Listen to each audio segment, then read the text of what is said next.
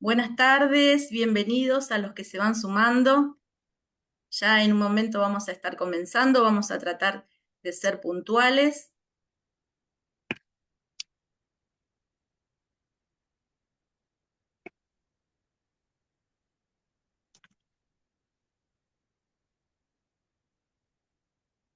Está programado para que todos estén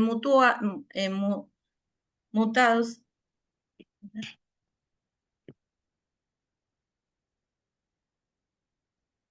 Ahí la doctora Sotelo está admitiendo.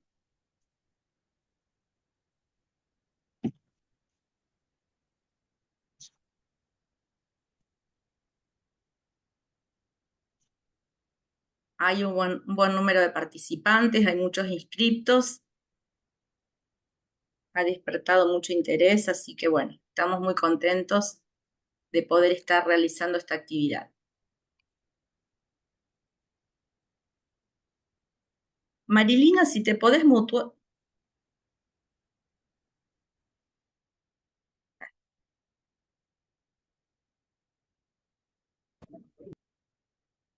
Ahí está.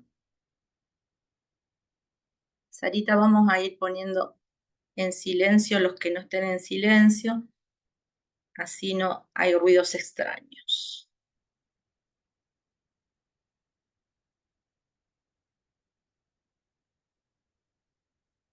Ya veo caras conocidas, mi querida amiga María Inés de San Luis, de Docentes del Reino, Raquel Albornoz también.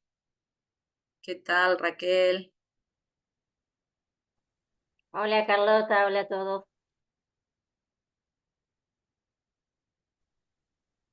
Uy, Gabriela, mi amiga del alma, Gabriela Santone de Rosario. Hermosa. Estoy como los artistas que empiezan a saludar a la familia, perdón. Pero sí, Eduardo Greco, bueno, mucha gente muy cercana.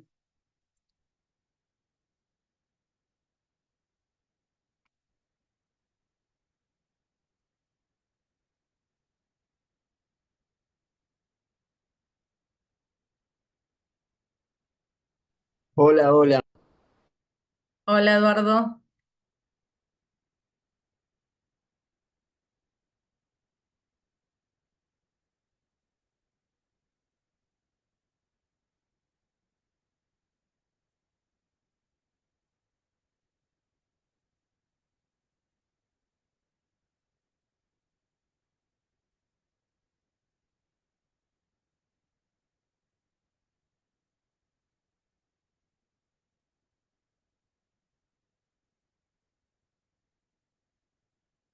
Ahí voy a mirar el chat a ver de dónde están.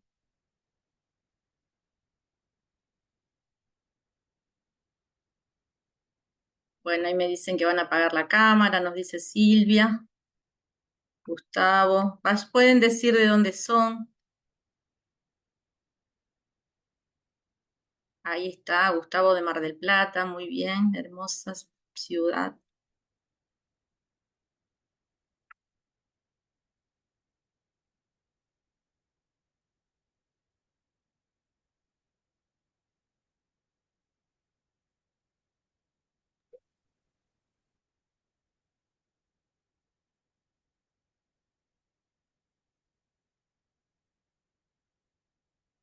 Por cuestiones de organización, hemos dirigido el chat a los anfitriones para que ahí puedan hacer las preguntas y para hacer más eficiente la organización. Así que pueden, bueno, ahí está Aldemar Sosa, que es de Rosario, bien ahí, de mi ciudad. Acá me hablan de los pagos de Luis Landricina, de, de Chaco entonces. Sandra de Capital. Ah, el pastor Gustavo Ojeda de Paso de los Libres Corrientes, mi querido amigo también. Ahí está. Norberto Un de Charata, Chaco. Muy bien. Lorena Gratoni de La Plata. Bueno, ya en unos minutitos vamos bueno, María Inés Álvarez, como dije, de San Luis, Karen de La Quiaca, Jujuy,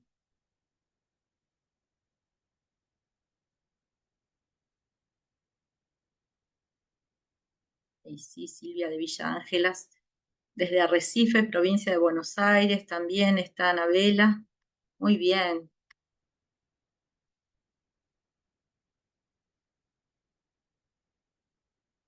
Desde Mina Clavero, Córdoba, ay, hermoso, Mina Clavero, nos saluda Liliana, Claudia del Pino de Monte Grande, provincia de Buenos Aires, María desde Berazategui.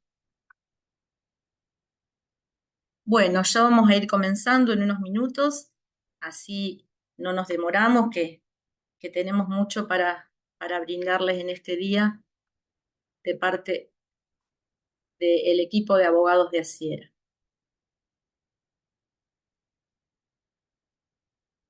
Se van sumando. A veces cuesta con la puntualidad, pero bueno. Mientras tanto sigo Nancy Mazzini, que está desde la Ciudad Autónoma de Buenos Aires, desde Cava.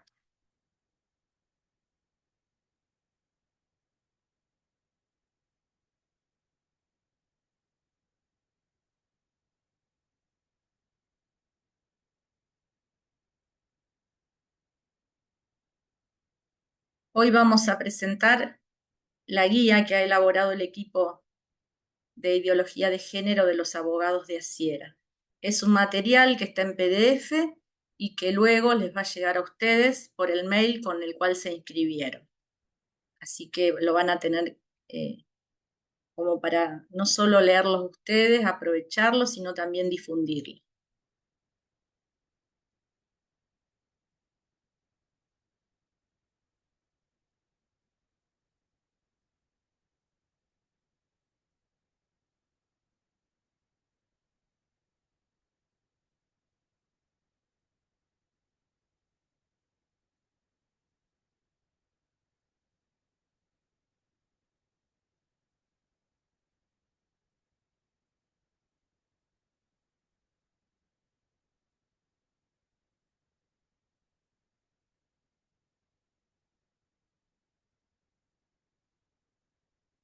Bueno, entró mi amiga Miriam Acosta,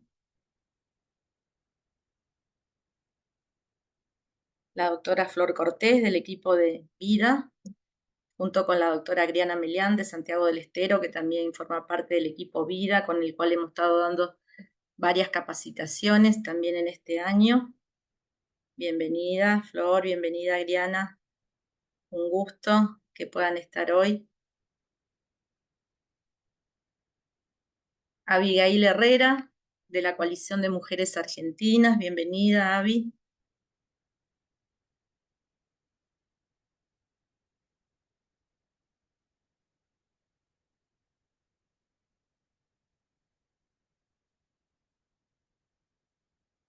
Bueno, muy bien, siendo las 7:10 de la tarde, vamos a dar comienzo a esta presentación. Para nosotros es un gusto.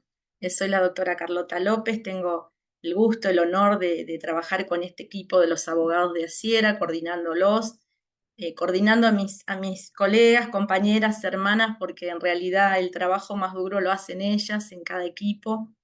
El equipo de abogados de Asiera nació hace 3 años a iniciativa de quien entonces era todavía el vicepresidente a cargo de la presidencia, el doctor Christian Hoff, ahora es el presidente de Asiera, con la idea de que podamos nosotros estar trabajando con los proyectos de ley que surgen en áreas como la libertad religiosa, la ideología de género, los temas que tienen que ver con la vida, aborto, eutanasia, y en aquellas cuestiones que estén afectados los derechos de las personas.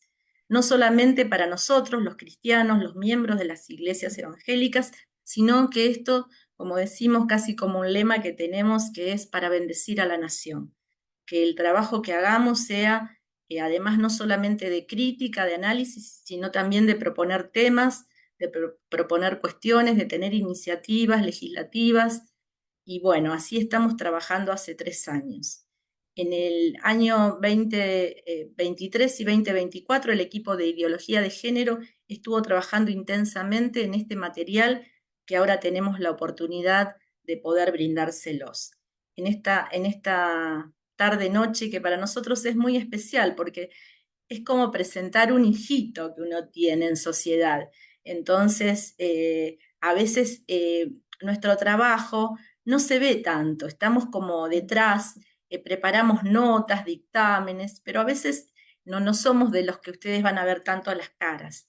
Hoy, por eso para mí es un gusto que puedan ver a muchas, especialmente la mayoría somos mujeres, les aclaro, las encargadas somos todas mujeres, y bueno, pero mujeres de armas tomar en el mejor aspecto, en el mejor sentido de la palabra.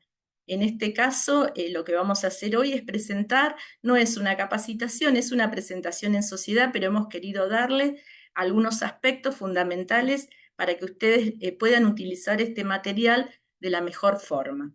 Yo ahora, antes de comenzar, vamos a hacer una oración y después le paso con la encargada de todo esto y un poco al artífice, la que ha estado trabajando en todo esto, que es la doctora Yelenka Farena, que nos honra al ser tan joven pero tan dinámica y tan activa en tantas cosas.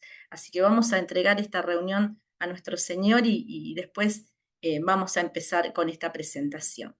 Señor, en esta tarde te damos gracias, gracias por este tiempo que nos permitís vivir, en que la iglesia, Señor, se levanta como es lo que es, como luz, como luminares, Señor, que somos, en medio de una generación de tinieblas. Gracias, Señor, porque podemos estar edificando el cuerpo de Cristo con la profesión de abogados. En el nombre de Jesús te pido que guardes cada detalle técnico, cada detalle de lo que vamos a exponer, cada cosa, Señor. Bendecí a los participantes, gracias por su vida, que ellos pueden estar, Señor, interesados también, no solo en enriquecerse ellos, sino también en bendecir a otros, Señor. Bendecí a mis hermanas que van a estar exponiendo, dales claridad, Señor, dale, Señor, de la gracia que vos nos has dado para poder transmitir esto que queremos brindar, Señor. Te pedimos que bendigas a Sierra, que bendigas a Cristian y a todo el Consejo Directivo Nacional, que bendigas a todos los pastores, Señor, a lo largo y a lo ancho de nuestro país, que hacen un trabajo tan hermoso, no solo espiritual, sino también social, Señor, y bendiciendo, Señor, a cada una, Señor, de los lugares donde ellos se encuentran, Señor. Bendecí a las familias de Argentina, bendecí a los niños de Argentina, a los adolescentes, Señor. Estamos haciendo esto porque vos nos mandaste, Señor, a que hagamos esto por uno de estos pequeñitos, porque tu palabra nos promete que si hacemos algo por uno de estos pequeñitos, lo hacemos por vos, Señor. En el nombre de Jesús te damos gracias y te bendecimos. Amén y amén. Bueno, buenas tardes, gracias por estar del otro lado y la verdad que para nosotros es un gusto compartir con cada uno de ustedes. Es una temática que cada vez, digo, viene estando más en el centro de la escena y que gracias a Dios se han tomado cartas en el asunto para poder dar distintas respuestas y distintas estrategias sobre lo que tiene que ver con la educación sexual integral y cómo tomar posicionamiento de lo que es la responsabilidad primaria y lo vamos a ver un poco hoy en lo que es la presentación del material.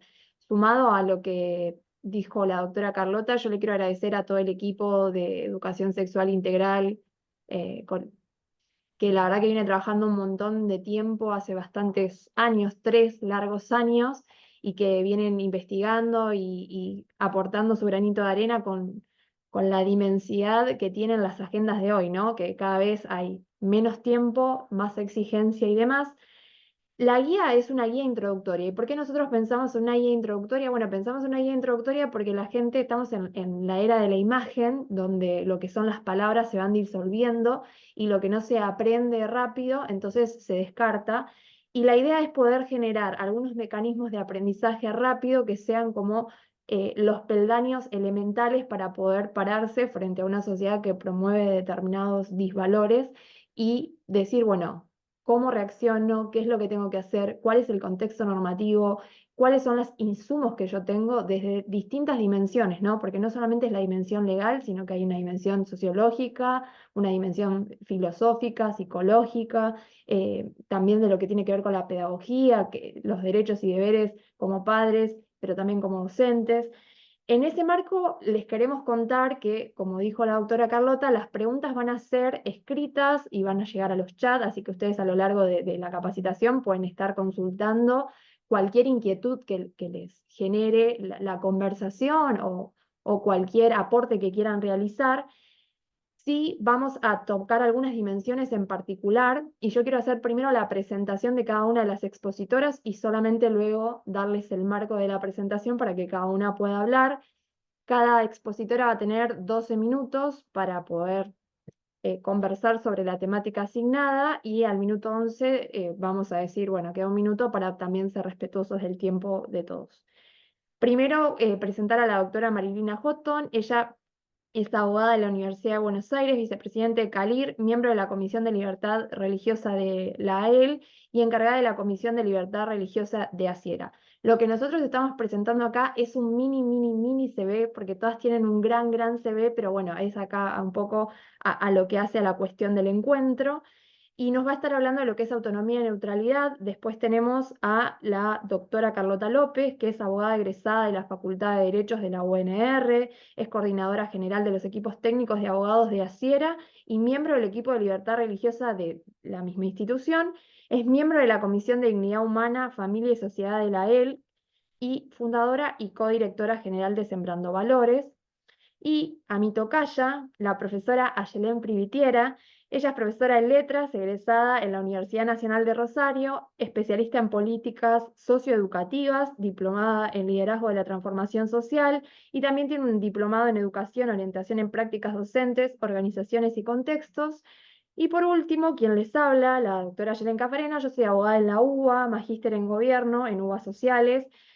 Soy secretaria de la Comisión de Bioética del Colegio Público de Abogados de la Capital Federal y también soy miembro de la Institución de Derechos de Cultos y Libertades Religiosas del mismo instituto y encargada de justamente la Comisión de Educación Sexual Integral en el equipo de abogados de ASIERA. Para nosotros es un honor recibirlos y le damos la palabra a la doctora Marilina Houghton, que nos va a hablar sobre lo que tiene que ver con la neutralidad y la autonomía.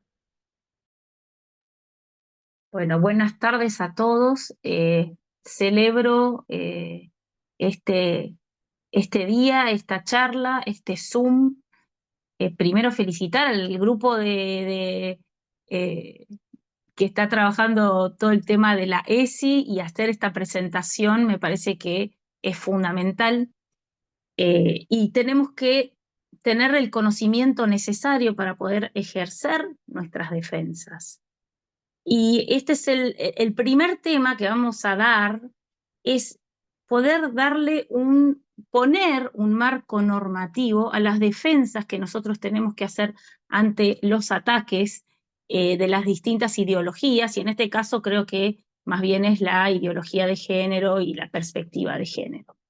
Entonces, yo celebro realmente que podamos todos tomar conciencia de esto y tener los conocimientos necesarios, porque hay defensas para hacer, hay un marco normativo que nos puede ayudar a defender lo que nosotros pensamos.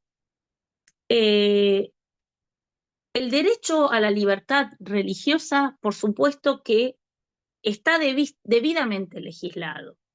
El derecho a la libertad religiosa es poder expresar, profesar libremente nuestra religión, lo que creemos, tanto en privado como en público, tanto en forma individual como colectivamente.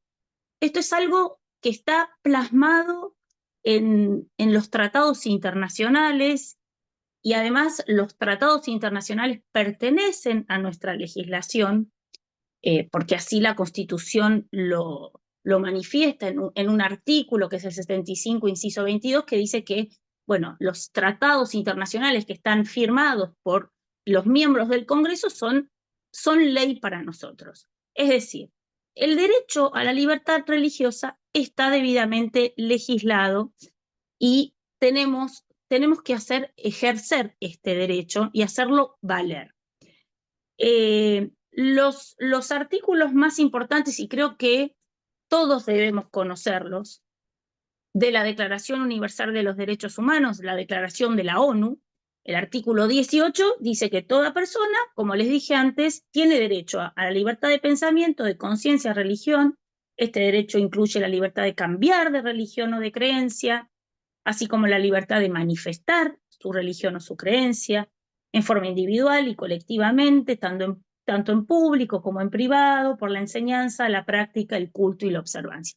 Eso dice el artículo 18 de la Declaración de las Naciones Unidas, y esto es para toda la humanidad, ¿no? Artículo 18 del Pacto Internacional, es el mismo número, así que es fácil acordárselo.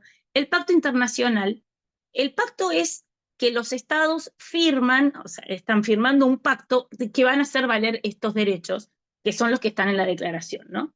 El artículo 18 del Pacto Internacional vuelve a repetir en primer inciso lo mismo, pero después hay otros 3 incisos más, o sea, son 4 incisos el artículo, y es muy importante lo que dice, porque ya el artículo 2 expresa, nadie será objeto de medidas coercitivas, esto es importante, o sea, nadie nos va a obligar, que puedan menoscabar su libertad de tener o de adoptar la religión o las creencias de su elección. La libertad de manifestar la propia religión o las propias creencias estará sujeta únicamente a las limitaciones prescritas por la ley que sean necesarias para proteger la seguridad, el orden, la salud o la moral público o los derechos y libertades fundamentales de los demás. Los límites son esos, no son otros. Tengámoslo en cuenta. Para cuando las chicas hablen de ESI, tengamos en cuenta cuáles son los límites. Y si estoy afectando a los demás es un límite, pero si no estoy afectando a los demás no hay límite. Nadie me puede obligar a ciertas cosas. El inciso 4. Los estados partes en el presente pacto se comprometen a respetar la libertad, ojo con esto, ¿no? La libertad de los padres, esto dice, los estados partes en el presente pacto, Argentina, se comprometen a respetar la libertad de los padres y, en su caso, de los tutores, para garantizar que los hijos reciban la educación religiosa y moral, ojo, no es solamente religiosa, y moral, dice, la educación religiosa y moral que esté de acuerdo con sus propias convicciones. Porque podemos quizás decir que esta cuestión no es una cuestión religiosa, es una cuestión moral. Bueno, también los padres tenemos este derecho. Por lo cual es importante que tengamos en cuenta cuáles son los derechos. Estamos hablando aquí de derechos individuales, los derechos de las personas, los derechos de libertad religiosa de las personas. Pero a su vez, este derecho de libertad religiosa también tiene una fase colectiva, ¿no? Nosotros, obviamente, profesamos nuestra religión en general en congregaciones, en comunidad. Entonces, existe un derecho de libertad religiosa que es colectivo. Este es el derecho que tienen las iglesias. Las iglesias tienen el derecho también a la libertad religiosa. Las instituciones, la institución. Y uno de los principios fundamentales de esta libertad religiosa que tienen las instituciones es el principio de autonomía. ¿Y qué significa esto de la autonomía? Consiste en que las iglesias tienen la capacidad, poseen la capacidad de poner sus propias normas de gobierno y organización, ingreso y egreso de fieles, la elección de autoridades, juzgar todos sus asuntos propios, definir su régimen de disciplina interna, establecer su doctrina. Esa es su autonomía. Nadie se puede meter en lo que esta iglesia o esta confesión religiosa decide, cómo decide gobernarse, cómo decide qué doctrina va a tener. Bueno, en eso es autónoma. Y el Estado no puede inmiscuirse en esas cuestiones. Y esto es como la contraposición a lo que decimos a la autonomía. Por un lado, las iglesias son autónomas y por el otro lado, el Estado es neutral, es decir, no interfiere en ninguna cuestión que tenga que ver con las iglesias, ni con las iglesias, ni con las instituciones pertenecientes a esas iglesias. Esto lo explico porque pensemos que las iglesias también pueden tener, no sé, bibliotecas, escuelas, quizás centros de salud, centros de estudio, bueno, todo lo que le pertenezca a la iglesia y que esté bajo su doctrina no debería tener una injerencia del Estado. Este es el principio de autonomía y neutralidad. ¿Qué pasa en la Argentina? ¿Está legislado el principio de autonomía? No, no está legislado. En realidad, lo único que tenemos es estos artículos que yo ya les dije de los tratados internacionales que pertenecen a nuestra legislación, y el artículo 14 de la Constitución, que cuando pone, digamos, expresa cada uno de los derechos que tenemos los individuos en Argentina, está el derecho a profesar libremente su culto y nada más. No dice nada más. Este principio de autonomía sería importante tenerlo legislado. En la mayoría de los países de América Latina hay leyes de libertad religiosa, es decir, que le dan un marco normativo más grande a este derecho de libertad religiosa, y el principio de autonomía es un artículo importante en las leyes de los países que les estoy diciendo. En Argentina no tenemos ley. Yo, perteneciente al CALIR, desde el 2001 que estamos intentando que haya una ley de libertad religiosa, y ese principio de autonomía lo tomamos como muy importante dentro de los proyectos, pero bueno, en Argentina nunca hubo real voluntad para dictar esta ley. Lamentablemente, incluso la última presentación fue de Dina Resinowski, que era diputada hace 2 años, y evangélica también, y bueno, digamos, hubo siempre presentaciones de estos proyectos, pero no hubo voluntad de todo el Congreso de dictaminarlos. El principio de autonomía me parece importante también plasmarlo o explicárselos respecto a que, primero, estamos hablando de que no debe haber una injerencia del Estado, no tiene que meterse el Estado dentro de la parte privada, digamos, de cada religión y de cada iglesia. Pero también el principio de autonomía es respecto a cualquier otra injerencia, por ejemplo, de individuos, digamos. La iglesia está por encima del derecho de un individuo. Por ejemplo, la iglesia tiene una doctrina, ¿no? Y hay un fiel, un nuevo participante de esa religión, de esa confesión religiosa, que está en contra de cierta doctrina de esa iglesia. Por ejemplo, alguien que, no sé, cambió su género, que antes era mujer y ahora es hombre, y cambió el género, y quieren que en esa iglesia se lo reconozca como tal es hoy, y quizás en esa iglesia la doctrina es otra. Entonces, bueno, esa persona tendrá la libertad, como dice el artículo que les leí antes, de quedarse o irse, pero no puede pretender modificar ciertas cuestiones doctrinales. O sea, su derecho a libertad religiosa es irse a otro lado. Entonces, la autonomía se contrapone a lo que es la neutralidad. Respecto a la neutralidad del Estado, quiero aclarar un tema que me parece que es muy importante. La neutralidad del Estado tiene que ver con que el Estado, primero, no interviene en las religiones, pero además es neutral, es decir, no decide, no toma decisiones con bases religiosas y con ningún sistema de creencias, ¿no?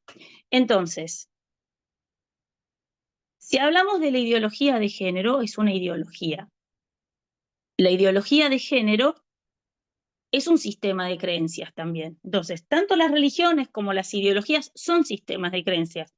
Nada más que la religión tiene como base en su sistema de creencias un ser supremo, en este caso Dios, ¿no es cierto? Nosotros creemos nuestro sistema de creencias tiene esta base. La ideología de género tiene otro sistema de creencias y otra base que tiene que ver más bien con la perspectiva de género. Por lo cual, si el Estado nos está obligando a cierta ideología, y más si la ideología es antirreligiosa, como es la perspectiva de género, no está siendo neutral, no está cumpliendo con este principio fundamental de la neutralidad del Estado. Entonces, si nosotros tenemos que ejercer una defensa, lo primero que tenemos que decir es, no nos pueden imponer una ideología, porque está afectando este principio de la neutralidad del Estado. Y está afectando la autonomía de las instituciones que deben enseñar cierta, por ejemplo, la ESI, con una ideología que viene detrás, ¿no? Y que va en contra de los principios o la doctrina de esa iglesia o de esa escuela confesional o cualquier lugar donde donde se meta esta cuestión. 1 minuto, Pero Marilyn. además, ¿nos queda 1 minuto?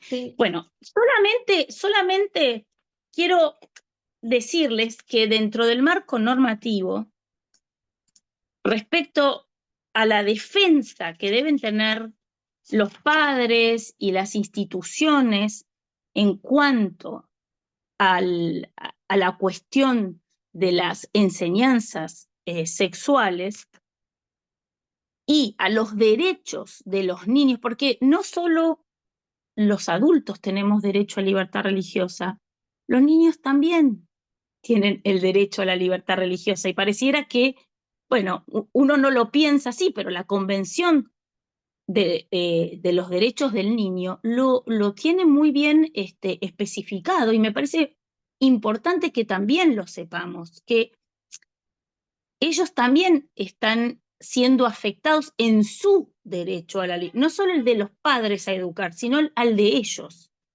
El artículo 3, inciso 2 de la Convención de los Derechos del Niño dice: los Estados partes se comprometen a asegurar al niño la protección y el cuidado que sean necesarios para su bienestar, teniendo en cuenta los derechos y deberes de sus padres, tutores u otras personas responsables de él ante la ley.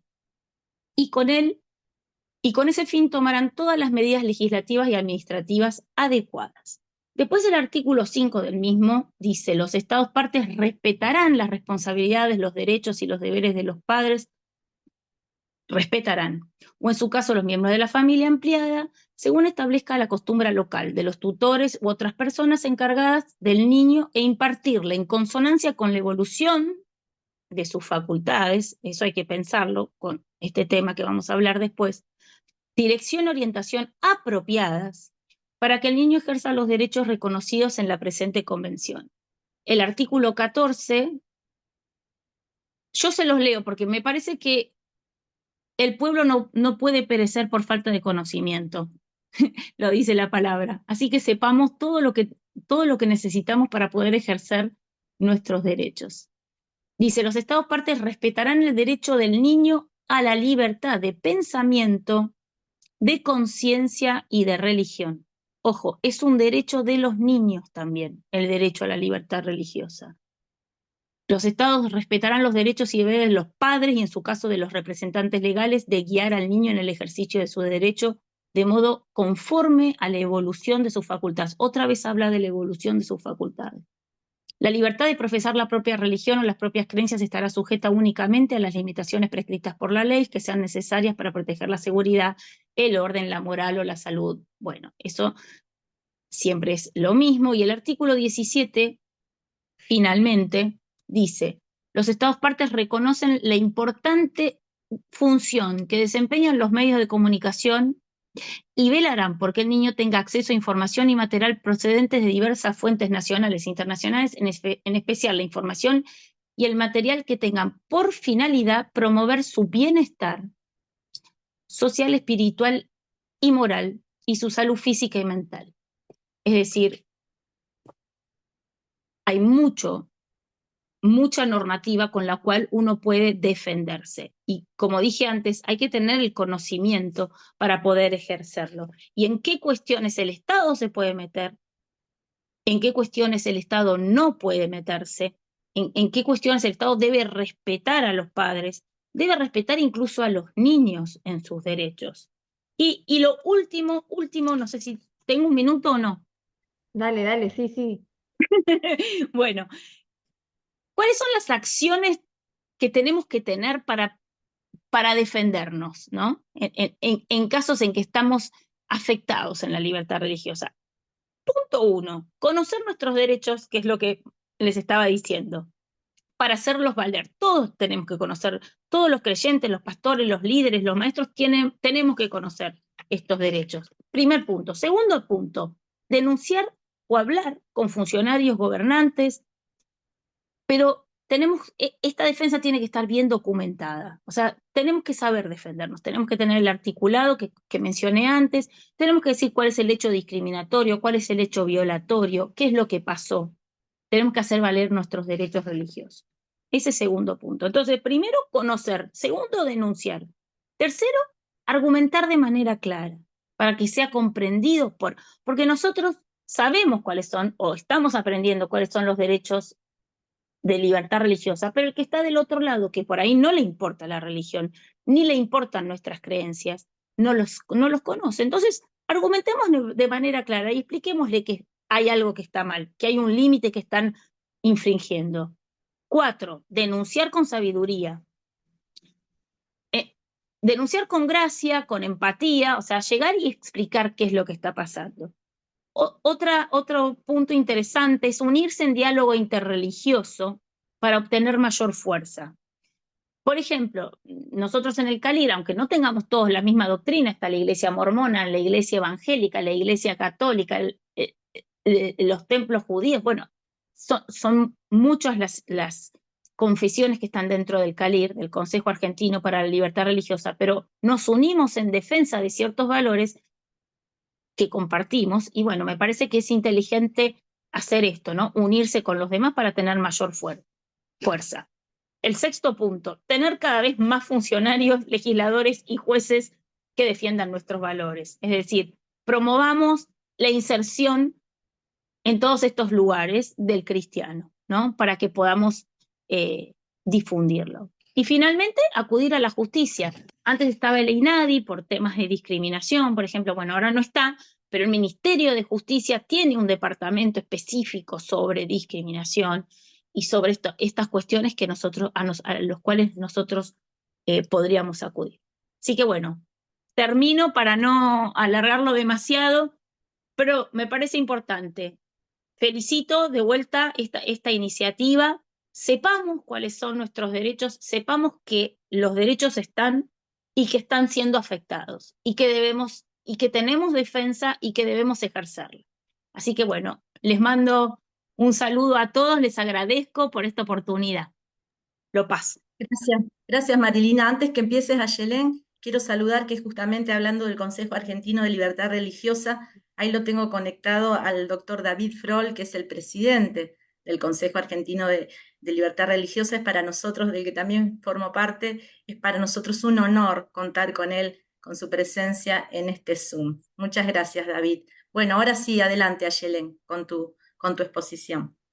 Bueno, cuando nosotros pensamos un poco en el armado del material, pensamos que a cada batalla que hay que dar le corresponde, como el ser humano es un ser humano, somos integrales y somos multidimensionales, todos los debates que se dan también están atravesados por distintas disciplinas.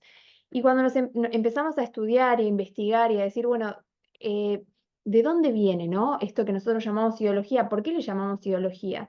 De género y demás, nos encontramos con una dimensión que tiene que ver con lo filosófico, con la construcción de conceptos históricos y cómo eso se fue amalgamando a las raíces sociales, culturales y educativas, y es lo que hoy vemos como lo tan llamado batalla cultural, ¿no? En esto decir que aunque la verdad siga estando en minoría, sigue siendo la verdad, porque a veces nosotros creemos que la balanza se inclina por una cuestión numérica y nosotros si hay algo que nos destacamos por ser, de acuerdo a la dimensión de principios y valores cristianos, es antorchas, ¿no? Somos baluartes, columnas y baluartes de verdad. Entonces en esto también tenemos que tener posiciones sólidas respecto a la defensa de determinados derechos, valores, principios, porque nada está puesto porque sí. Y en esto nosotros empezamos a investigar un poco, bueno, ¿por qué nosotros le decimos ideología de género y no perspectiva? Y de hecho hubo bastantes correcciones en ámbitos evangélicos, cristianos, y que profesaban determinadas creencias, porque decían, no, está mal, no es ideología, es perspectiva. Bueno, la perspectiva, según la RAE, es un punto de vista desde la cual se considera o se analiza un asunto. Entonces, podemos decirlo de otra manera, que es, la perspectiva es la mirada desde un punto. Ahora, ¿qué es la ideología? Y cómo la perspectiva, empezando a ser perspectiva, se termina convirtiendo en ideología. Bueno, la ideología fue acuñada, el término originariamente fue acuñado por Destus de Tracy en el siglo XVIII, como parte de un proyecto filosófico que tenía que ver con una ciencia que estudia las ideas que se basan en fundamentos lógicos y lingüísticos. Y acá me pareció algo súper interesante, hay un montón de libros, pero me pareció súper interesante porque esta palabra de ideología fue transformada por el propio Marx, que ahora vamos a ver rápidamente, y después ustedes lo van a tener en el material, quien modificó el significado de este concepto y en realidad dijo, no, pará, la ideología es un sistema que describe ideas que enmascaran las relaciones de poder y de explotación, creando una falsa conciencia. Y escuchen esto, dice, que impide a los oprimidos reconocer su situación. Esto es lo que dijo Karl Marx respecto de lo que es la ideología. Ahora bien, ¿cuándo la perspectiva se convierte en, perdón, cuándo la ideología se convierte en la perspectiva en ideología? Bueno, cuando deja de ser un punto de vista y empieza a, de alguna manera, tomar lugares de toma de poder y empieza a obligar a través de un sistema cerrado de ideas a que toda la sociedad se someta a esa cosmovisión que termina siendo una cosmovisión de Estado, por lo tanto obligatoria, por lo tanto coercitiva, ¿no? Porque un Estado, si se diferencia de otro tipo de constitución de asociaciones, es el monopolio de la violencia, de la fuerza. Bueno, el Estado obliga a qué? A adoptar determinada doctrina, determinado sistema de creencias, determinada perspectiva sobre un asunto en particular a toda la sociedad, ignorando lo que venía diciendo la doctora Marilina, las libertades religiosas, la libertad de conciencia y todos los derechos que están protegidos constitucionalmente.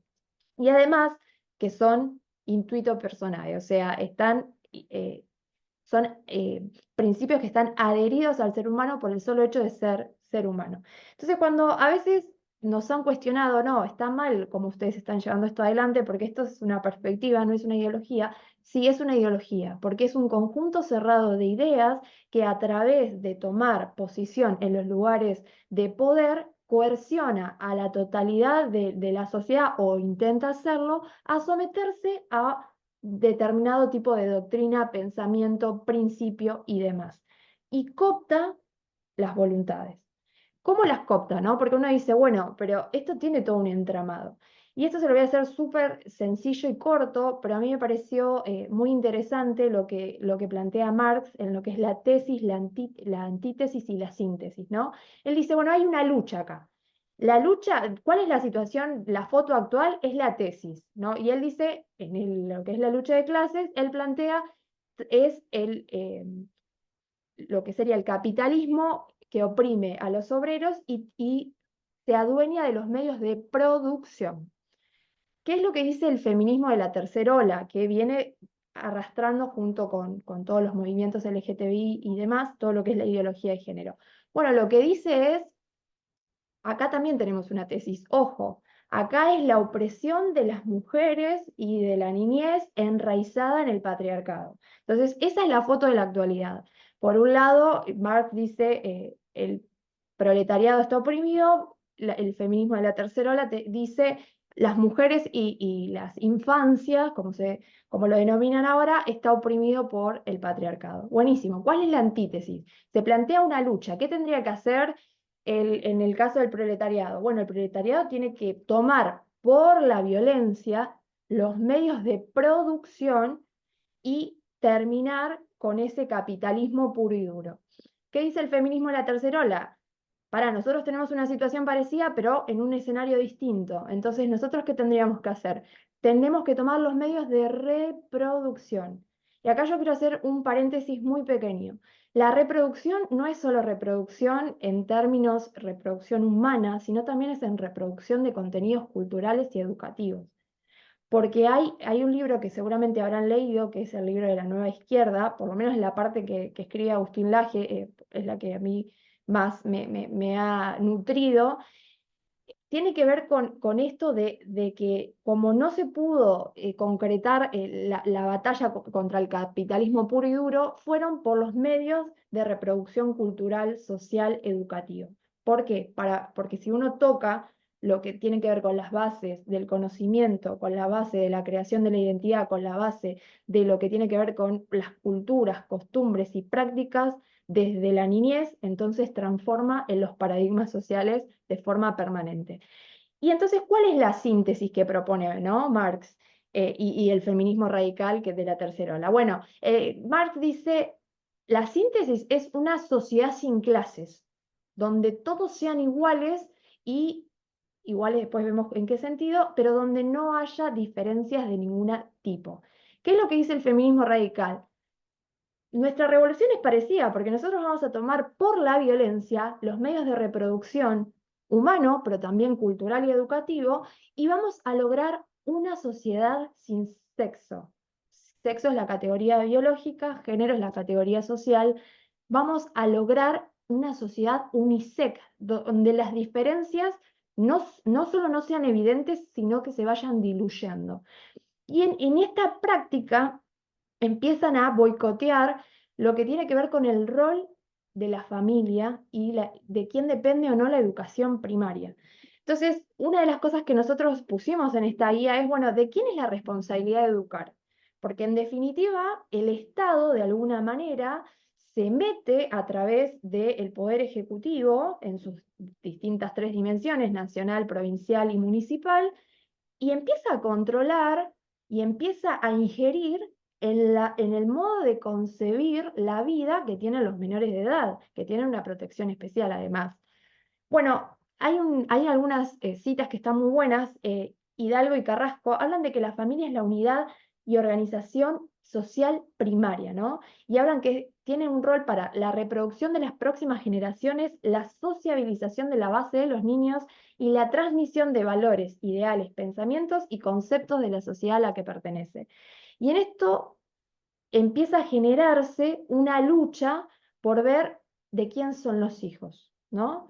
Hay una frase que el otro día discutíamos, es, con mis hijos no te metas. Bueno, yo creo que con la niñez no se tiene que meter nadie. Nosotros tenemos que tener un horizonte más amplio, más inclusivo, que cuide a toda la base social y prematura y esos retoños que están naciendo, que tienen que ver con esas próximas generaciones que están bombardeados 24/7, no solo por instrumentos formales a través de la educación, sino también por la cultura y por los medios digitales, ¿no? Por los medios, por la computadora, por la televisión. Ayer estábamos mirando para repasar un poco, dije, puede ser que Toy Story 4 tenga, y la volví a ver porque vieron que fue muy famoso la bandera del LGTBI, y cuando ustedes escuchan a Porky, que es el personaje principal, o Forky, hablar, él todo el tiempo hace alusiones, un tenedor convertido en juguete para los que no lo vieron, y tiene una banderita del LGTBI en una de sus patitas, que la creó la nena protagonista. Y una de las cosas que propone justamente es, bueno, yo soy basura porque no me puedo asumir como soy y entonces no soy lo que soy, pero lo que quiero ser no puedo porque estoy limitado por mi constitución primaria. Y una de las cosas de que los autores proponen, los autores del feminismo radical y de todos los que están atrás, los pensadores, los ideólogos, los que están horas y horas escribiendo detrás de una computadora, estudiando para poder profundizar estas raíces sociales, educativas, culturales y también legales, porque en definitiva la batalla después se termina dando en el ámbito del Congreso, tiene que ver con, bueno, la familia, dijo Simone de Beauvoir, es un nido de perversiones. Hay otra autora que es Judith Butler, que tiene varios libros, pero son todos muy nefastos, pero habla de lo que es la desaparición de las distinciones del sexo y que tenemos que ir a la disolución también de la transmisión cultural a través de la familia y que los hijos son hijos del Estado. Son hijos de todos, pero no tienen nadie que ejerza la responsabilidad parental sobre ellos. Entonces, en esto es súper importante entender de dónde viene, porque detrás de todo sistema hay una mente, y a veces se trata de una mente animal, carnal, y que tiene un trasfondo que va en contra de los principios rectores, en particular del cristianismo. De hecho, les vamos a dejar parte del material que está cargado y ahora resumo y le paso la palabra a Carlota, que tiene que ver con cómo se atenta contra lo que es el matrimonio heterosexual, y ellos le dicen, bueno, normado, y hablan de que es en los manuales que están circulando no solo en la provincia de Buenos Aires, sino en el Estado Nacional de lo que fue quedando residualmente, y hablan de que la familia reproduce la desigualdad todo el tiempo de manera permanente y que tendría que tender a diluirse porque eso es una idea originaria del cristianismo que después fue acompañada por algunas reformas sociales y que eso instala una desigualdad, la reproducción de la violencia, pero además deja afuera y construye normalidad que no es normal, ¿no? Y habla específicamente del cristianismo. En todo este marco que nosotros vemos, lo que nosotros también vemos es que hay un recorrido legal hecho que nos da un marco para poder evocarlo y poder conocer, no solo conocer, sino también ejercer. Lo que yo sé de concepto, pero no puedo llevarlo a la práctica, no lo sé. O sea, yo sé que me tengo que subir a una bicicleta que tiene dos ruedas, una adelante, otra atrás, que tiene determinada fisonomía y que yo sobre eso, si hago determinados movimientos, debería poder andar. Ahora, Ayelén, ¿sabés andar en bicicleta? No, entonces no sé. Lo que tengo de concepto, pero no lo puedo aplicar, no lo sé. Lo importante es que nosotros tengamos el concepto, pero también tengamos las herramientas de aplicación y por eso tenemos a la doctora Carlota que hoy nos va a dar una clase magistral de qué hacer frente a distintas situaciones y demás. Y yo solo les voy a mencionar algunos instrumentos y les hago esta aclaración. A mí lo que me llama la atención a veces de estas batallas que se dan es que los instrumentos legales con jerarquía constitucional, que forman parte del bloque constitucional, nosotros, digo, no solo evocan los derechos de los niños, niñas y adolescentes, sino que también hablan de los derechos de los padres o de aquellos que tienen el ejercicio de la responsabilidad parental sobre menores de edad. Por ejemplo, la mencionada por la doctora Cotton, Convención de los Derechos del Niño, la Declaración Universal de los Derechos Humanos, la Convención Americana de los Derechos Humanos, y en el artículo 12 dice, los padres y en su caso los tutores tienen derecho a sus hijos, a que sus hijos o sus pupilos reciban la educación religiosa y moral que esté de acuerdo con sus propias convicciones. No se trata solo del derecho de los menores, que es súper importante. También hay otros derechos que son los de los padres / tutores. Y el Pacto Internacional de Derechos Económicos, Sociales y Culturales. Pero también tenemos un marco normativo nacional que lo va a pasar a explicar la doctora Carlota. Gracias, Ayelén. Bien, sí, tenemos un marco nacional de leyes que han sido dictadas. Ustedes saben que la Constitución Nacional estableció un sistema representativo, republicano y federal. ¿Qué significa federal? Que está compuesto por las provincias que son preexistentes al Estado Nacional y esas provincias han reservado unas facultades que no fueron delegadas a la nación. Entre ellas, la materia de salud, de seguridad interna y también la materia educativa.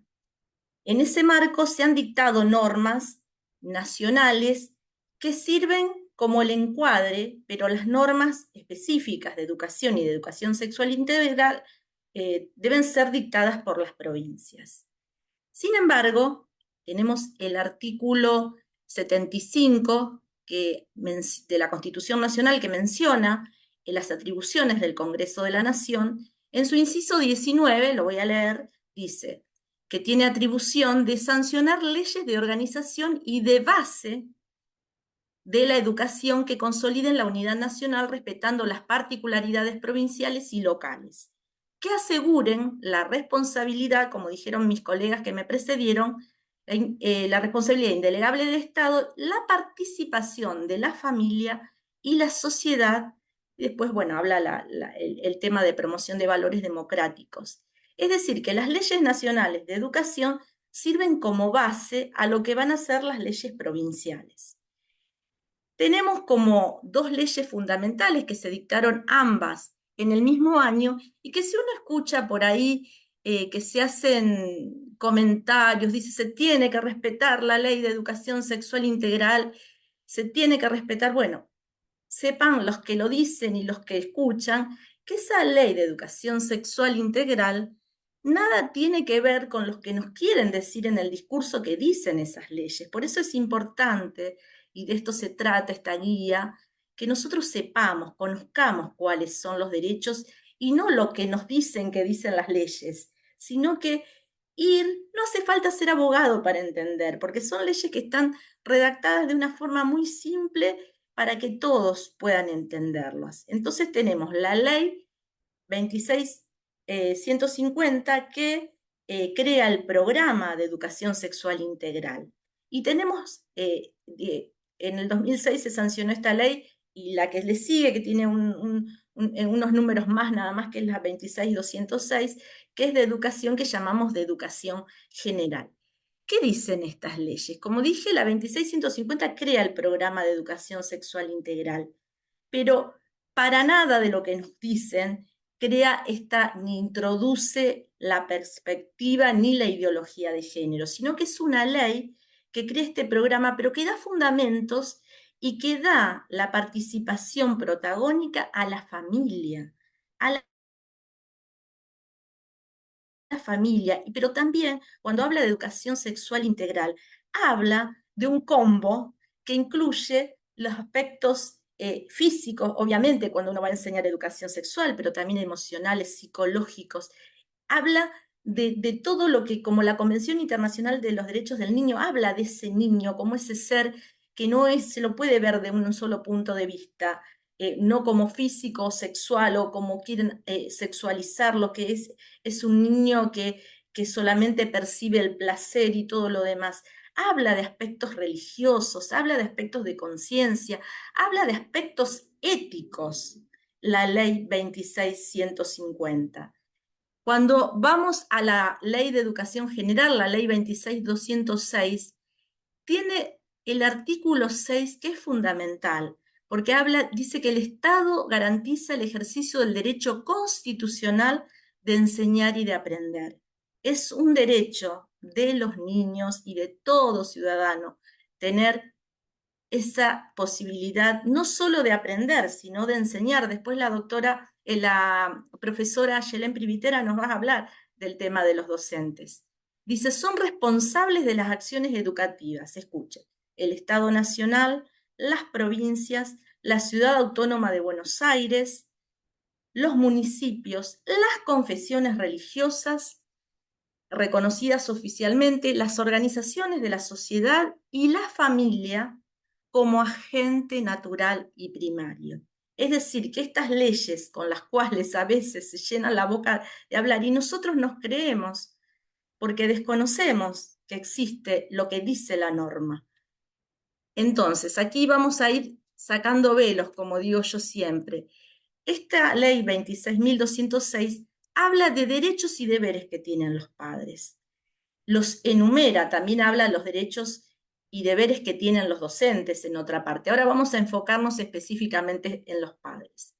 Dice que tienen el derecho, en el artículo 128, de ser reconocidos como agentes naturales y primarios de la educación.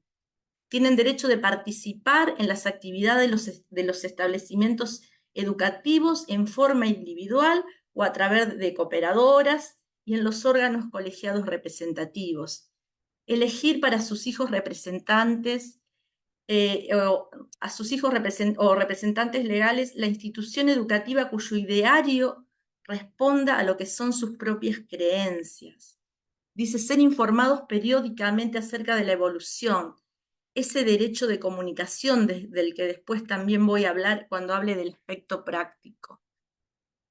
Pero también los padres tienen deberes y todo está relacionado. Dice que tienen el deber de hacer cumplir a sus hijos la educación obligatoria, asegurar la concurrencia de sus hijos a los establecimientos escolares, seguir y apoyar la evolución, respetar y hacer respetar a sus hijos la autoridad de la institución. Bueno, una serie de derechos y deberes que tienen. Y como decía Ayelén, yo quiero hablar un poco de la práctica, de lo que veo a diario. Hace muchos años que estoy en distintas instituciones donde tratamos el tema de educación sexual integral y me ha tocado acompañar a un sinnúmero de padres que han atravesado situaciones con sus hijos y la educación sexual integral en las escuelas. En primer lugar, no debemos desconocer, y acá hay gente de fe, de que hay una guerra espiritual, de que hay un ataque específico, un plan, como contaba Ayelén, un plan específico en contra de los niños. Y que ese plan no es solo un plan legal, sino también es o social o ideológico, sino que también hay una cuestión espiritual. Y es fundamental que como padres, como abuelos, como familia, como tíos, como docentes, trabajemos mucho en el tema del fortalecimiento de la identidad de los niños. Enseñarles aún de muy chiquito y a sabiendas de que se van a enfrentar con estos desafíos, el trabajar con su identidad. ¿Quiénes son? Nosotros sabemos que somos hijos de Dios y que somos criaturas de Dios, fuimos creados por Dios. Y fuimos creados con una identidad entre las cuales está la identidad sexual, que ellos puedan tener muy firme esa convicción, aunque sean chiquitos, ya enseñarles que son niños o que son niñas, enseñarles eso. Y después, en esto lo que considero esta parte espiritual, también tener mucho discernimiento. Habló también Marilina de este tema, y mucha sabiduría para encarar las estrategias que vamos a afrontar. Existe un rol que es de los padres, pero también existe un rol que tiene la ciudadanía en general. Es decir, no solo cuido a mis hijos, no solo cuido a mis nietos, no solo cuido esto, sino como también decíamos al principio, que como abogados de Asiera, creemos que tenemos una responsabilidad social y una responsabilidad con la nación, de no cuidar solamente a nuestros hijos. Bueno, yo lo mando a mi hijo a una escuela cristiana que ahí no le enseñan nada de eso, y nos ponemos las orejeras y seguimos adelante. No, que todo lo que hagamos redunde en beneficio de los hijos de los otros, de los ateos, de los que no creen, de las verdes, de los que sea. Que lo que nosotros hagamos redunde en beneficio y lo que trabajemos a diario redunde en beneficio de todos ellos. Y voy a hablar ahora del rol de los padres, pero no desde un punto de vista que ya hablé de lo legal y de lo que venimos hablando. En lo práctico, en la práctica, lo que yo me encuentro a diario. Porque leímos todo y vemos lo hermoso que es, todos los derechos que tienen los padres. Y retomando las palabras de Ayelén, pero ¿ejercen esos derechos los padres? Los muchos docentes que están aquí presentes saben a qué me refiero, lo que les cuesta lograr un compromiso desde el hogar de parte de los padres. Y le digo porque cada vez que hay una movida como esta de ahora de Cometierra, del material, y yo que represento a muchas organizaciones de la sociedad civil que defendemos estos derechos, los padres nos mandan mensajes y nos tiran el paquete, como muchas veces se lo tiran a los docentes, a las instituciones que estamos en esto, como si las instituciones fuéramos las primeras responsables. No encontramos, y esta es una crítica que la hago con mucho temor de Dios, pero sabiendo de que podemos despertar conciencias que están dormidas. Padres, los primeros responsables son ustedes. Padres, ustedes son los primeros obligados en velar, en tener comunicación con los docentes, con los directivos, en mirar los cuadernos de comunicaciones, en mirar qué es el contenido de lo que su hijo está estudiando. Estoy siguiendo un caso acá en Rosario por el libro Come Tierra. Son dos cursos de distintas orientaciones. Estamos hablando de más de 60 alumnos. ¿Sabe cuántos padres firmaron la nota al Ministerio de Educación pidiendo información sobre este tema? Los padres de 3 alumnos. Los padres de 3 alumnos. Y los que mandaron carta documento para solicitar que no se les tome el material en las evaluaciones fueron los padres de 2 alumnos solamente. Es decir que no solo el sistema impone y el sistema no ama a nuestros hijos, sino que muchas veces al no ser responsables, nosotros también fallamos en el amor y en el apoyo a nuestros hijos. Y lo digo con mucho respeto, como les dije, y temor de Dios. Hay mucho desentendimiento sobre los niños y lo hemos visto y lo vemos. Son una minoría de padres que se hacen cargo de ejercer el derecho y las obligaciones y deberes que la ley le atribuye. Es necesario estar involucrado en la educación de nuestros hijos. Es necesario conocer de qué se trata el material. Cuando se hacen a veces reuniones, hay padres que no tienen ni idea, porque no van a ninguna reunión de padres, porque no leen los cuadernos de comunicaciones, porque no están informados y se mantienen en contacto con los docentes, con los otros padres. Si es un consejo o una recomendación, tómenlo como les parezca, que puedo dar en mis años de ejercicio de la profesión y acompañando a muchísimos grupos de padres, es que estén estén en conocimiento de los que viven y padecen sus hijos. Esa es la responsabilidad y es indelegable. No hay abogado, no hay institución, no hay organización que pueda suplir lo que los padres tenemos que hacer en nuestra responsabilidad, que nos fue dada legalmente, pero también delante de Dios. Y después, ahora voy a entrar, después de haber dado lo que decía mi mamá, el café, viste que antes se te cafeteó primero y después, bueno, después de haber cafeteado a los padres, paso a la segunda parte, que es ya adentrarnos y también un poco repetir lo que decía Marilina en cuanto a los consejos prácticos de cómo obrar. Los abogados siempre recomendamos que lo que no está escrito no existe. Y entonces, en materia de lo que nosotros podemos acudir y reclamar ante la institución educativa, ante el docente, ante el Ministerio de Educación, y el día de mañana si hay que judicializar una situación, la importancia de guardar constancia escrita de todo lo que hagamos. Si hay una reunión con la directora, con el docente, pues bien, que se tome acta y se firme esa acta que queda, toda escuela, en toda dirección hay un acta y se toma nota. Si hay que presentar algo que sea por escrito, y si pueden el papá y la mamá, si no viven juntos, pero tratar de llegar a ese acuerdo y que sea el papá y la mamá, que los dos se hagan responsables, porque esa también es otra cuestión que los docentes lo sabrán mejor que yo. Si viene el papá, no viene la mamá, o quién sabe si no lo encuentran al padre, asumir la responsabilidad ambos padres, porque eso es en beneficio del niño. Y también tomo un poco lo que decía Marilina, evitar las discusiones, evitar las situaciones enojosas, porque a veces vamos a defender a nuestros hijos, y le digo porque todo lo que estoy contando es porque surge de mi experiencia.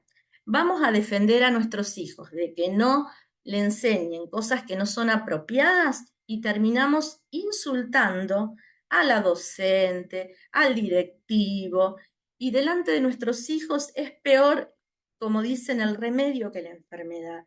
Guardemos las formas, guardemos la educación, seamos realmente sobrios, como dice la palabra. Podemos defender nuestra postura sin entrar en la bajeza de la discusión, de la descalificación. Miren, acá está Yelén y están otros que hemos estado en la causa Provida y hemos tenido enfrente a gente que descaradamente ha defendido el aborto y sin embargo Dios nos ha dado gracia para defender nuestra postura con seriedad, con respeto. No, no, que nuestros hijos no sean testigos de que perdimos la compostura ante una discusión seria, sino que seamos coherentes. Defendemos algo que es valioso, bueno, defendámoslo con esa misma coherencia. Eh, respetemos las autoridades y vamos también nosotros a dejar una marca para la posteridad si nosotros somos capaces de ejercer, digamos, con respeto los derechos. Esta guía es una guía que va a incluir una nota, un modelo de nota que a nosotros nos parece muy importante que tengan los padres, que es algo previo y para evitar todas estas cuestiones. Una nota donde los padres le puedan hacer saber a la escuela que ellos en ejercicio de estos derechos, y mencionamos muchas de las normas que hoy se mencionaron aquí en este Zoom, donde se respalda el derecho de los padres y por qué nosotros no nos oponemos a que nuestros hijos sean educados en educación sexual integral, porque eso también hay que decirlo. Porque eso también hay que decirlo. La escuela es válido que el Estado se preocupe, es válido que el Estado quiera que el niño sea educado, porque muchas veces hay situaciones, por ejemplo, como los abusos que existen, que son intrafamiliares, que el niño no puede expresar en su hogar ciertas situaciones y que los puede hablar en la escuela, en un ámbito donde se está dando educación sexual integral con valores, con respeto, con conocimientos y base científica. Y otra cuestión es que también los padres muchas veces no estamos preparados con todas las herramientas para poder enseñar a los chicos. Entonces, no es una negativa y una cerrazón así sin motivo, sino que nosotros lo que no queremos es que se le enseñe una educación sexual totalmente atravesada por la ideología, cualquiera sea, en este caso es la ideología de género, pero podría ser otra ideología. Y sabemos como lo que explicó la doctora Marilina, que la cuestión de la neutralidad, el Estado no tiene por qué meterse en ninguna ideología. Y bueno, esa nota va a ir adjunta con el material que vi que preguntaron en el chat, va a ir en respuesta a los mails que han mandado, como le mandamos el enlace de Zoom, va a estar. Y les recomendamos que la lean, que nos manden un mail si no entendieron algo, que podemos explicarlo, que la difundan entre los otros papás, para así ejercer la defensa activa y comprometida de los derechos de nuestros niños. Como decía en la oración, si lo hacemos por uno de estos pequeñitos, lo hacemos por el Señor, que podamos ser ese factor de cambio, que podamos ser un factor de cambio para bien, no solo de nuestros hijos, sino de todos los niños de la República Argentina. Muchas gracias. Y ahora le pasamos con Ayelén Privitera. Adelante, Ayé. Ahí está.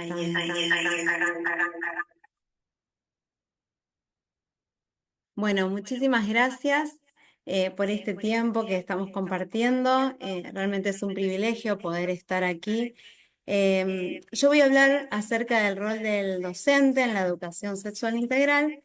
Y creo que esto que vamos a compartir no solo sirve para si algún docente está presente y en algún momento se ha sentido perseguido o con ciertas presiones para decir algún conocimiento que no coincidía con su pensamiento o con su creencia, sino también para aquellos padres que también deben enfrentarse a docentes que no respetan sus convicciones y sus creencias. Entonces, en primer lugar, quiero marcar el compromiso que tenemos como docentes con los derechos de los estudiantes.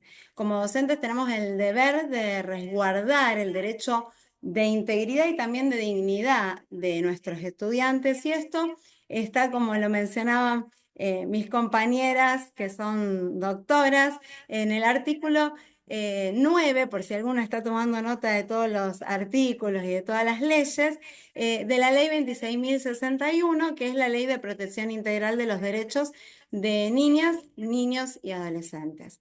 Entonces, en este marco, nuestra labor en la educación sexual integral es garantizar, en primer lugar, una formación equilibrada, armónica y permanente de las personas. Estas son palabras claves que figuran también en la Ley de Educación Sexual Integral, y que estos conocimientos sean conocimientos científicos, pertinentes, precisos, confiables, y que este es el cumplimiento de los objetivos de la Ley 26.150, que es la ley, de hecho, de educación sexual integral. Y cuando hablamos de contenido científico, contenido permanente, contenido confiable, qué mejor que poder hablar de biología, ¿no es cierto? No podemos hablar de autopercepción cuando nos está diciendo la ley que tenemos que tratar contenidos que tengan que ver con conocimientos permanentes, ¿sí? Hay muchas veces que damos un ejemplo muy gráfico. Si yo me presento con una cabeza gigante y un cuerpo muy pequeño, o los brazos uno más largo que el otro, mi cuerpo pierde armonía, ¿no es cierto? No es armónico. Entonces, si yo soy mujer, pero me autopercibo hombre, ¿dónde está allí lo equilibrado y lo armónico? ¿Sí? Entonces, ¿cómo enseñar esto de la autopercepción si dentro de la misma ley están estas palabras claves que nos amparan, ¿no es cierto? ¿Dónde está lo permanente? No hay nada más permanente que la biología, que la genética, que la embriología, que las ciencias naturales. Y esto es importante saberlo porque, como decía Carlota, la doctora Carlota lo expresó también muchas veces, y perecemos por falta de conocimiento, o en nombre de leyes nos dicen, no, la ley dice que tenemos que enseñarlo así. No, la ley de educación sexual integral habla de estos conceptos y nosotros estamos amparados por ellos, de hecho. Otra de las cuestiones que tenemos que tener en cuenta como docentes es el respeto a la familia y a la diversidad de creencias. Es fundamental que los docentes tengamos este respeto, ya que la familia de nuestros docentes y nosotros como docentes y sus familias y los estudiantes conformamos la comunidad educativa. Y la familia, como decía Yelén también, es el agente natural y primario de la educación de sus hijos. Y así lo señala la Ley de Educación Nacional, ¿no es cierto? Y esto implica garantizar las convicciones religiosas y morales de la familia, porque últimamente hablar de religión y de moral se ha transformado como en mala palabra, ¿no? Pero la ley nos ampara, ¿sí? Que sean respetados en el ámbito educativo. De hecho, son pactos que mis compañeras los han mencionado, el Pacto Internacional de Derechos Civiles y Políticos, ¿sí? Habla de esta libertad de los padres y tutores para que sus hijos reciban la educación religiosa y moral que esté de acuerdo con sus convicciones. Creo que estas leyes, estos artículos en especial, los tenemos que saber, memorizar y tener presentes, ¿sí? Como docentes es muy importante entonces que tengamos en cuenta esta pluralidad. De hecho, en un Estado democrático, la educación sexual integral no puede limitarse a una sola ideología, o como se le llama, como nos explicó bien Ayelén, perspectiva de género, pero en realidad es una ideología, excluyendo así otras creencias u otros enfoques que obviamente quedan silenciados, amordazados, discriminados. Entonces, un Estado democrático no puede de ninguna manera reducir la propuesta educativa a una sola corriente de pensamiento. Eso lo tenemos que tener presente, ¿sí? La imposición de una visión ideológica obviamente vulnera derechos fundamentales como la libertad de pensamiento, de conciencia, de expresión, que son protegidos por tratados internacionales como los Pacto de San José de Costa Rica, que mencionaban mis compañeras con más elocuencia, incluso porque son doctas en el tema, ¿sí? En este sentido, como docente, debemos estar alerta, ¿no es cierto? Y evitar que se vulneren también nuestra libertad de creencias, nuestra libertad ideológica, religiosa, de pensamiento, de expresión, ¿sí? Y la libertad de cátedra, ¿sí? Muchas veces somos vivimos medidas coercitivas dentro de algunos establecimientos educativos y que pueden obviamente menoscabar nuestras libertades. Pero la libertad de cátedra se contempla en la Ley de Educación Nacional también, entre otros, como decía, Pacto Internacional de Derechos Civiles y Políticos, el Pacto de San José de Costa Rica, ¿sí? Donde dice que nadie será objeto de medidas coercitivas, como me lo mencionaban anteriormente Carlota, Yelén, Marilyn, ¿sí? Y en la Ley de Educación Nacional, los docentes de todo el sistema educativo tienen como derecho el ejercicio de la docencia sobre la base de la libertad de cátedra y libertad de enseñanza. Esto es muy puntual en caso de algunos docentes que están siendo perseguidos o que se sienten arrinconados, bueno, tienen la libertad no solo de expresión, como lo dice nuestra propia Constitución, sino también como docentes, la libertad de cátedra y la libertad de enseñanza. Como docente también debemos exigir, como lo decía antes, que se respete el derecho de los niños, niñas y adolescentes y a su integridad física, sexual, psíquica y moral, ¿sí? Que fue un artículo que de hecho lo pudieron estar explayando también. Ellos, los niños, los adolescentes, tienen que ser protegidos contra toda agresión física, psicológica y moral.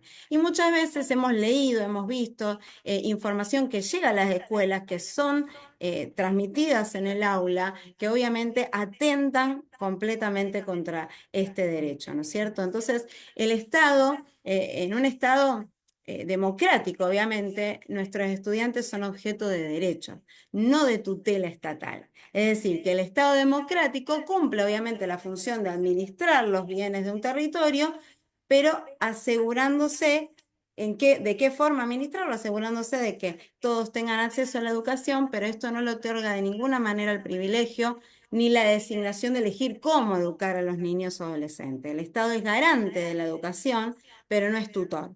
Porque muchas veces dicen, la educación es un derecho, sí, es verdad, y el Estado es un garante de la educación, pero no ejerce el derecho primario que es de la familia. Entonces, es nuestra responsabilidad como docentes, obviamente, proteger y garantizar estos derechos, promover una formación integral. Cuando hablamos de formación integral, repito lo que dijo Carlota, no solo los conceptos biológicos, sino también educar en la afectividad, en la inteligencia emocional, es parte de la ESI, que desarrolla el pensamiento crítico, la libertad de expresión y pensamiento. Entonces, en todo esto, ¿cuál es el papel de las instituciones educativas? Bueno, es la de ser una colaboradora subsidiaria, podríamos decir, en la educación de los niños y adolescentes. Es decir, que las instituciones educativas deben colaborar subsidiariamente con las familias en la educación sexual de sus hijos, ¿sí? Sin por eso avasallar convicciones, creencias. Las familias, de hecho, sabemos que depositan su confianza en las escuelas, esperando obviamente que éstas proporcionen un conocimiento basado en la ciencia, destinado, como debe ser la ESI, a la prevención, al desarrollo armónico de la afectividad humana.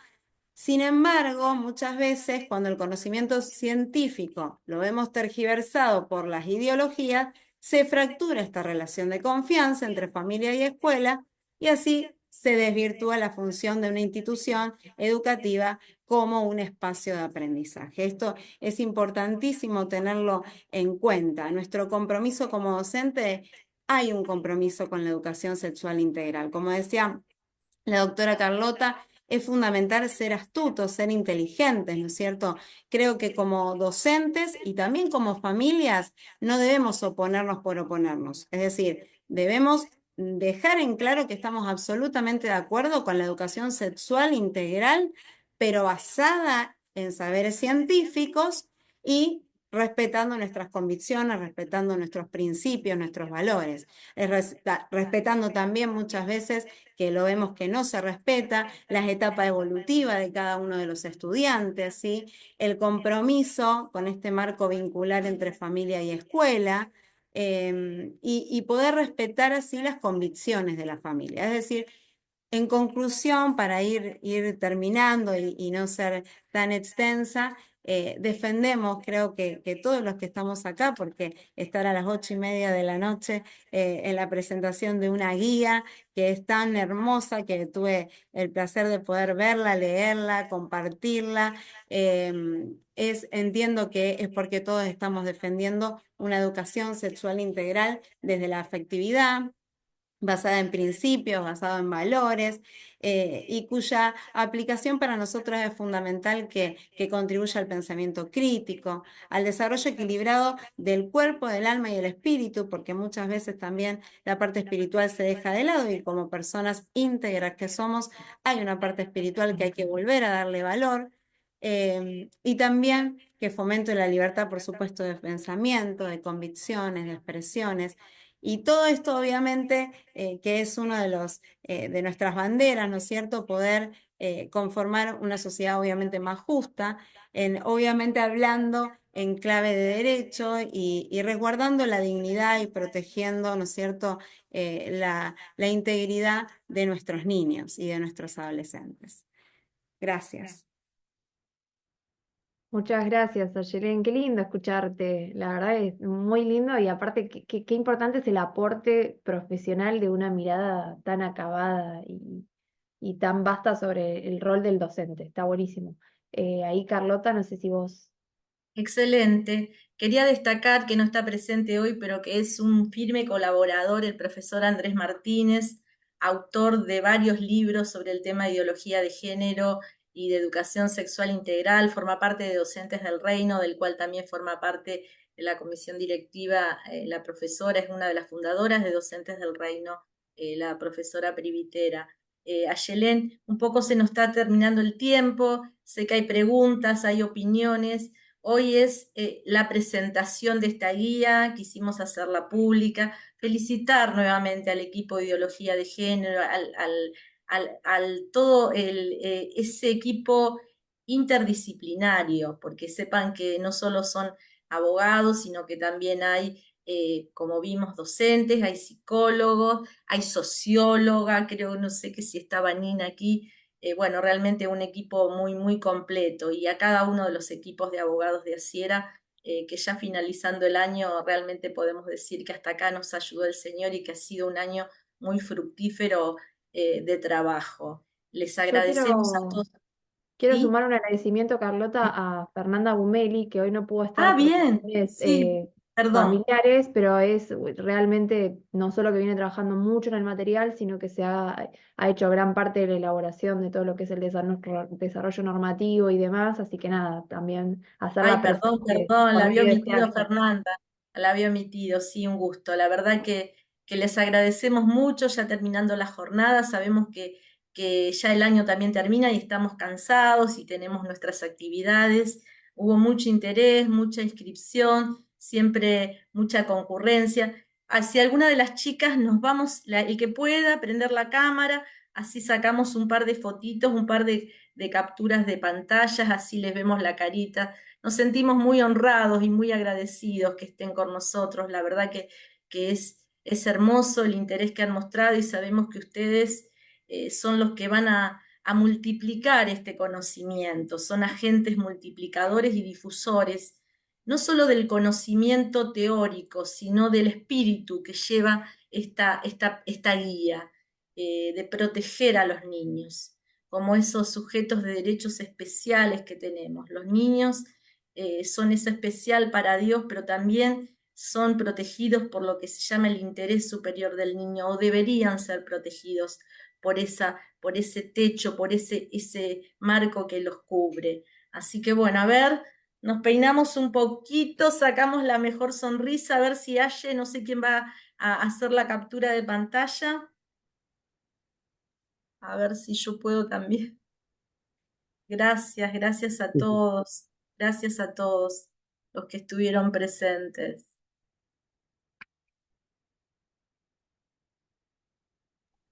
Ahí está. A ver la otra pantalla, que hay dos. de verdad que somos más lindos cuando sonreímos, ¿eh?